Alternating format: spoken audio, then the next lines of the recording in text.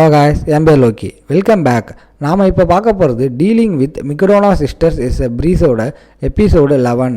10வது எபிசோடு பார்க்காதவங்க டிஸ்கிரிப்ஷனில் லிங்க் இருக்குது, அதை ஒரு வாட்டி பார்த்துட்டு வந்துடுங்க. அப்போ தான் இந்த எபிசோடு உங்களுக்கு கிளியராக புரியும். வீடியோ பிடிச்சிருந்தால் மறக்காமல் லைக் பண்ணுங்கள். அப்படியே நம்ம சேனலை சப்ஸ்கிரைப் பண்ணி அந்த பெல் ஐக்கானை தட்டி விட்ருங்க.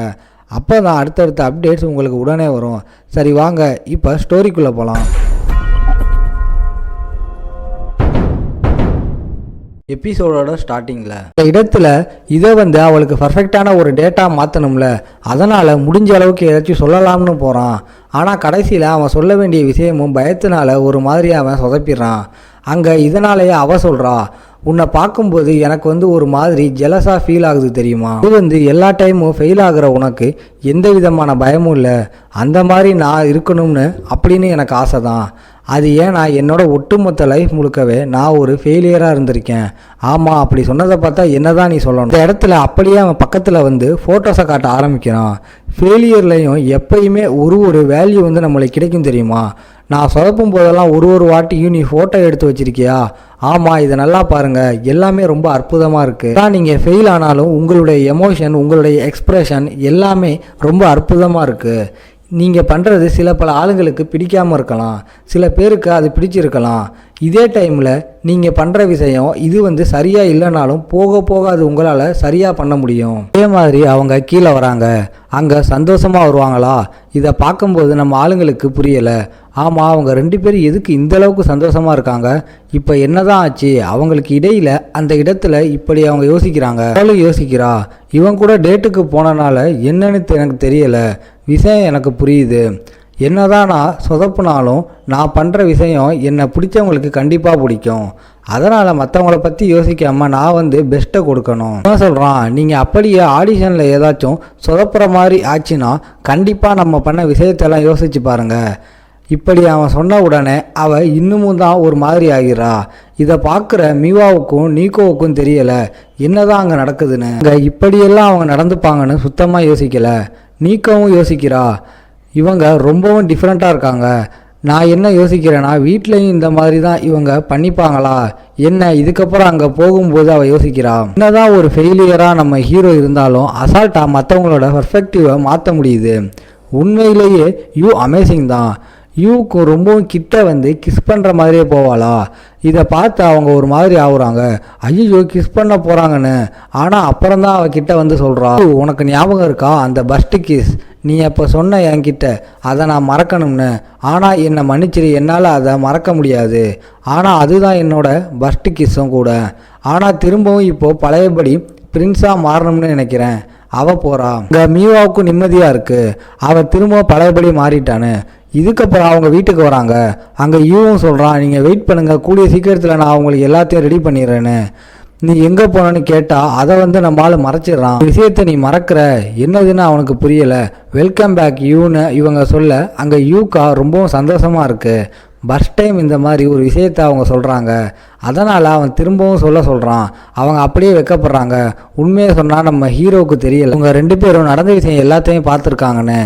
அங்கே இவங்களுக்கும் ஆசையாக இருக்குது, அங்கே டேட்டிங்கை எப்படி அவங்க 2 பேரும் பண்ணாங்க அந்த மாதிரி இவங்க பண்ண போகிறாங்கன்னு. அதே சமயம் நம்ம ஹீரோவும் நீக்கவும் பயங்கரமாக படிச்சுக்கிட்டு இருக்காங்க. வீடுன்னு வந்துட்டாலும் நம்ம ஹீரோவும் நீக்கவும் அங்கே ரொம்பவும் வீக்கு. ஆனால் மீவாவெல்லாம் ரொம்ப இன்டெலிஜென்ட். கசிக்கியும் அதே மாதிரி தான், ஃபர்ஸ்ட் டைமில் படிக்கலாம் மாட்டாலாம். மீவா வேற கடுப்பேற்றி விடுறா, உன்னோட கிரேட்ஸ் எல்லாம் ரொம்பவும் கம்மியாக இருக்குப்பா. யூ சொல்கிறான், அவங்களுக்கு ஹெல்ப் பண்ணுறேன், இங்கே பாருங்கள் இதில் மிஸ்டேக் இருக்குது. அப்படி இவங்க ஒன்றா இருக்கும்போது அவங்களுக்கு ஒரு மாதிரி வயிறு எரியுது. அங்கே அவங்க பார்த்துக்கிட்டு இருக்காங்க. திடீர்னுட்டு எவனோ ஒருத்தன் இடிச்சிட்டு போகிறான். அவன் ஒரு தெஃப்ட் தான். தெஃப்ட் கேட்டால் உடனே நம்ம ஆளுக்கு பயங்கரமான கோவம் வருது. இந்த இடத்துல பயங்கரமாக அவனை துரத்திக்கிட்டு போகிறான். ஆனால் அந்த அளவுக்கு வேகமாக இல்லை. நீக்கோ விடாமல் பயங்கரமாக தாக்க ஆரம்பிக்கிறா. அப்புறம்தான் அவளுக்கு தெரியுது இவரும் ஒரு மார்ஷியல் ஆர்ட்ஸ் தானே. அந்த இடத்துல 2 பேருக்குமே பயங்கரமாக சண்டை போடுறாங்க. கடைசியில் ஒரு பயங்கரமான ப்ளூவை கொடுத்து எப்படியோ அங்கே ஜெயிச்சிடறா. பேகை கொடுக்கும்போது நைஸாக அந்த பர்சன் ஓடி போயிடுறான். அந்த பர்சன் ஓடி போகும்போது பசங்களோட கேங் முன்னாடி மாட்டிக்கிறான். அந்த பையனுக்கு என்ன வெறியோ தெரியல, ஒரே அடியில் பயங்கரமாக நாக் அவுட் பண்ணிடுறான். அதே பையன் தானே ஹயட்டு தசமி, கராத்தேயோட ஒரு ப்ரொட்டேஜான்னு சொல்லலாம். அந்த அளவுக்கு ஆள் பாப்புலர். அவங்க 2 பேருக்கும் தெரிஞ்சிருக்கு. பையன் அடிக்கடி எங்களோட வீட்டுக்கு வருவான். இவங்க 2 பேருமே ஒன்றா தான் இருப்பாங்க. அதான் எனக்கு பார்க்கும்போது நல்லா இவனை தெரியுது. இன்னும் கராத்தேவோட ப்ரொட்டேஜியா, அதுக்கு மேலே ஆளும் நல்லா குட் லுக்கிங்காக இருக்கான். ஹைட்டா உன்கிட்ட வந்து சொல்கிறான், வந்ததுக்கு காரணமே நீ தான், உன்னை பார்க்கணும் தான் வந்தேனே. டைட்டோ செம்பாய், என்னது இதுக்கப்புறம் கராத்தேயோட சீனை காட்டுறாங்க, அங்கே நம்ம யூ இருக்கான். ஆமாம், இந்த மாதிரி இடத்துல உனக்கு என்னடா வேலை, நம்ம ஹீரோ எதுக்கு இங்கே வந்திருக்கானா, அவங்க 2 பேரையும் வேவ் பார்க்கணும் தான் ஹைட்டா வந்து சொல்லியிருப்பான். நான் உன்னை பார்க்க தான் இங்கே வந்தேனே. இந்த பசங்கக்கிட்ட கேட்கும்போது நம்ம யூக்கு தெரிய வருது, 2 பேரும் சின்ன வயசுலேருந்தே ஒன்றா தான் ஜூடோ எல்லாம் கற்றுக்கிட்டாங்க. அதனாலேயே இவங்க கிட்ட யாருமே வம்பு வச்சுக்க மாட்டாங்களாம். அதே மாதிரி தான் நாங்களும் ஒரு சைடு அவனை பார்க்கும்போது கடுப்பாக இருக்கும். அந்த இடத்துல இப்போவும் பொண்ணுங்க அப்படியே வலியுறாங்க. ஹயட்டோ சிம்பாய், இங்கே வந்து ரொம்பவும் ஹாட்டாக இருக்கீங்க, உங்கள் டீம்லேயும் இருக்காங்களே பண்ணி மாதிரி, இதனால் அவங்களுக்கு ரொம்பவும் கடுப்பாகுது. இந்த சைடு நீக்கும் வந்து கேட்குறா, நம்ம ஏன் ஒரு மேட்சை வச்சுக்க கூடாது, இப்போ அது சரியாக இருக்காது, அதே மாதிரி நீ ஒரு பொண்ணு இப்படின்னு அவன் சொல்லலாம்னு வரான். ஆனால் அதுக்குள்ளே வேணாம், வந்து மேட்சை போடலாம் வா.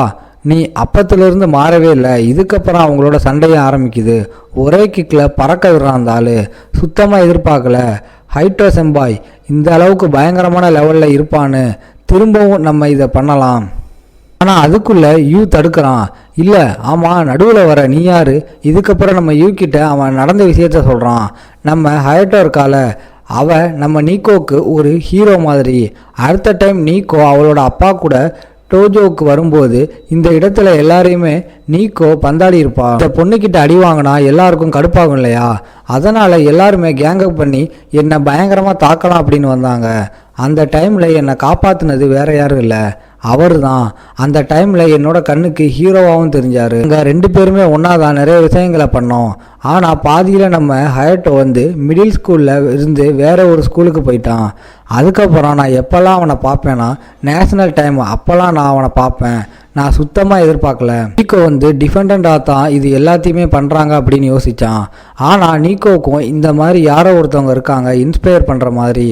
அந்த இடத்துல ஹைட்டாகவும் வரான். வந்த உடனே அவனோட டீமில் நம்ம நீக்கோவை அவன் ஏற்றுக்கிறான். இதோட இந்த எபிசோட் முடியுது. உங்களை நான் அடுத்த எபிசோடில் பார்க்குறேன். இந்த வீடியோ பிடிச்சிருந்தா மறக்காமல் லைக், ஷேர் அண்ட் சப்ஸ்கிரைப் பண்ணிடுங்க.